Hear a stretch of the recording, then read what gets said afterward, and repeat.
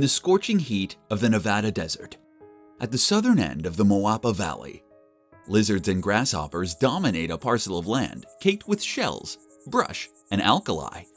Fish once swam here, but humans came just before them. The place of which we speak is the ghost town of St. Thomas. It's an eerie time capsule of the Old West, a mere shadow of a community whose members once lived and breathed here, and a ghostly testament to the life-altering effects of industrialization. Welcome to Intrigued Mind, as we journey to the blazing sun of Nevada and reanimate the forgotten history of a town which, for nearly 70 years, lay submerged in the great depths of Lake Mead. The Moapa Valley has a long history before the arrival of European explorers. It was the home to pueblo-dwelling Amerindians for most of the first millennium AD, whose most famous legacy are the Pueblo Grande ruins in Nevada. By the time the Europeans arrived, though, the southern Paiutes had long claimed the lands. White Americans nicknamed the area the Muddy, after the spring-fed Muddy River. It was more of a stream than a river, but it had arable land, something which was hard to come by in Nevada's unforgiving climate. The Muddy was also a choice spot for respite on what was called the Old Spanish Trail, a historic trade route between Santa Fe and Los Angeles. The trail was favored by Mexicans, white Americans, and Native Americans for exploration, as well as traffic in fur, liquor, guns, horses, and Native American child slaves. While abundant in water, the Muddy, at least to 19th century settlers in Utah, was an unfamiliar wilderness with a harsh climate and the risk of hostile native populations. Against this backdrop in 1864, worshippers from the Church of Latter-day Saints were told by their religious leader, Brigham Young, that a group of them were to go and settle the Muddy. Brigham Young had high hopes to make the Mormons self-sufficient in cotton, and saw the fertile prospects of the Muddy as a gateway. Other considerations were to proselytize to the Native Americans, and to provide a safe resting spot for Mormons traveling between LA and Salt Lake City. After the initial alarm and consternation, an expedition of 11 men and 3 women, under the leadership of a man called Thomas Sassen Smith, ventured out from Utah on the lookout for suitable ground to found the Mormon settlement. On January 8, 1865, after weeks of traveling across the ruthless desert with their pack trains and caravans, the Mormon missionaries laid eyes on a trickle of water near the confluence of the Muddy and Virgin Rivers. It was there that they decided to found the new settlement of St. Thomas. Once the land was apportioned and delineated, the Mormons got to work. They constructed houses and public buildings out of adobe and wood, established a canal system, planted cotton fields, and built a church. It was popular with travelers on the Arrowhead Trail, the first all-weather road between LA and Salt Lake City, who would stop for rest and water refills. One of the St. Thomas's earliest claims to fame was being the terminus of John Wesley Powell's famous 1869 expedition to the Grand Canyon, the first government-sponsored expedition to Nevada's natural wonder.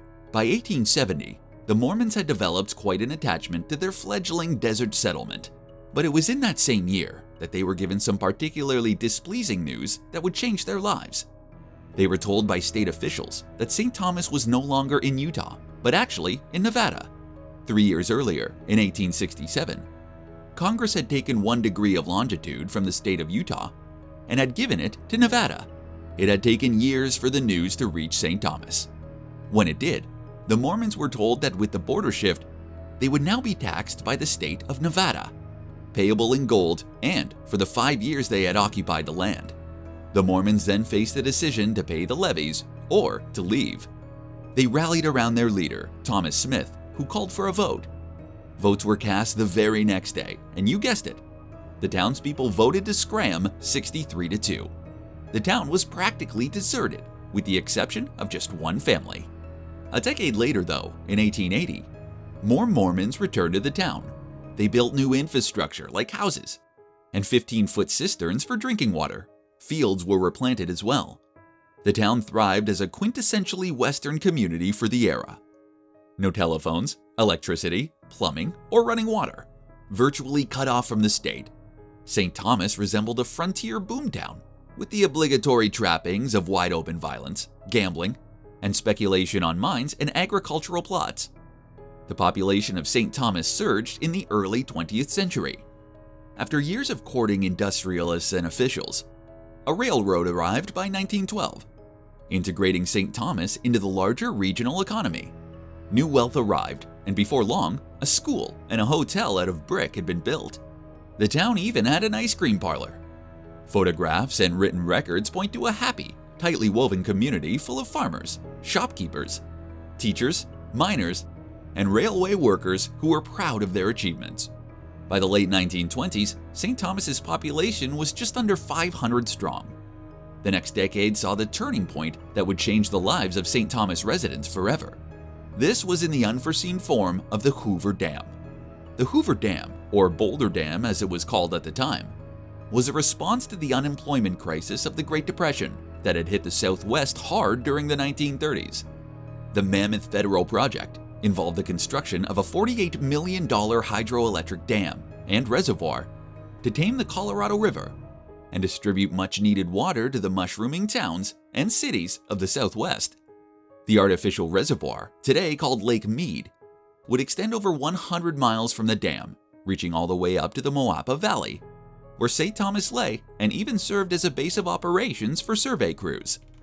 It became clear from the surveyors and through official communications that St. Thomas would inevitably, at some point or another, be completely submerged underwater. Some residents started packing their bags early. They moved to the nearby town of Overton, or further afield. Some flattened their homes to reuse the materials for another home, or to sell off as salvage. Others refused to budge out of stubbornness, or in the hopeful belief the lake would be diverted to protect the town. The discovery of the Pueblo Grande de Nevada, the lost city of the Anasazi, and the construction of the site museum in 1935 brought St. Thomas into the limelight. More people visited the area, and the dam crew boosted the town's local economy. National and local press also took an interest in the inevitable fate of St. Thomas. They inspired a certain individual by the name of H.D. Sterling to hatch a particularly creative and ultimately lucrative business plan. Sterling was a stamp collector. In June 1935, he stumbled upon newspaper editorials revealing that St. Thomas would be going underwater anytime soon. He then designed a postcard depicting the submerging of St. Thomas and placed adverts in niche magazines and papers for collectors. In these, he announced that they were last-day covers, which were particularly valuable to stamp collectors. Investors and buyers flocked to Sterling with money, checks, money orders, and requests for credit. He then arranged for the orders to wait for the last-day stamp and sent them to St. Thomas. He stayed there until the day St. Thomas had to pack up and leave, but the water didn't come. The next year, when the water still hadn't come, even more orders poured in and Sterling made himself a fortune. It was only in 1938 when the water arrived, 5 years after the dam was secure enough to start forming the artificial reservoir. By June, the water had begun to submerge parts of the town. Most residents had deserted, but several stayed on until the bitter end. On June 11th, after months of denial and obstinacy, the town mechanic, Hugh Lord, awoke to a pool of water around his bed. He loaded his possessions into a rowboat and lit his house on fire. Rowing away as he watched his house go up in smoke, water lapping at its foundations. The postmaster was also one of the last people to leave St. Thomas. He had spent the last hours canceling thousands of letters from people requesting a postcard to commemorate the occasion. He threw the canceled stamps in the water before destroying the post office as well. And just like that, a stretch of desert, which had taken almost 75 years to turn into a respectable town, was gone. The collective efforts of an entire community vanished. People's homes were lost and their lives uprooted in a slow drip process with a fast aquatic climax. Meanwhile, the press generated state interest in St. Thomas going under. Pictures of frightened dogs holding out in two of the last strongholds made it as a front cover story in a state magazine. As the years went by, memory of St. Thomas faded. The old townspeople moved on with their lives elsewhere, while their hometown lay in ruins 70 feet below Lake Mead. But in 1945, 7 years after St. Thomas went under, the lake began to recede and the bones of St. Thomas reappeared. People flocked to the site like buzzards to a corpse. "St. Thomas up from watery grave," read one headline in a local paper. 1 year later, in 1946, St. Thomas re-emerged, and even more crowds flocked to rediscover its vestiges.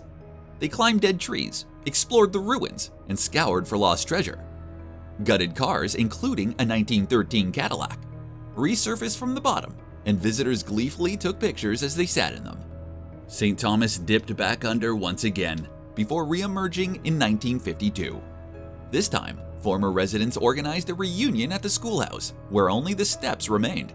The commemoration, however, was marred by drama, as a young boy who was poking around a cistern fell in one, prompting a dramatic rescue effort from all involved. The next reunion was in 1964, after over a decade of St. Thomas being submerged again. On this occasion, the town's centenary was commemorated. Former residents merrily shared stories and laughed off incidents in the town's local history like horse theft and petty gambling violence. One resident, a former U.S. Senator called Berkeley Bunker, was there delivering a speech while wearing a particularly grubby and scruffy hat. Allegedly, it was the same hat he had buried by his house before leaving St. Thomas all those years ago, and which he dug back up right before the ceremony. It was the last time the former residents were reunited for such an occasion, and for the majority, the last time they'd see their hometown. Before long, it drifted back into the depths of Lake Mead, only to re-emerge again in 2002. By this point, most of the residents had passed away. The ruins have been dry since then. They lay within the Lake Mead National Recreation Area, and unlike many other ghost towns in Nevada, benefit from careful preservation efforts. You can see the ruins of the school, the ice cream parlor, and even the 14-room hotel once visited by President Calvin Coolidge.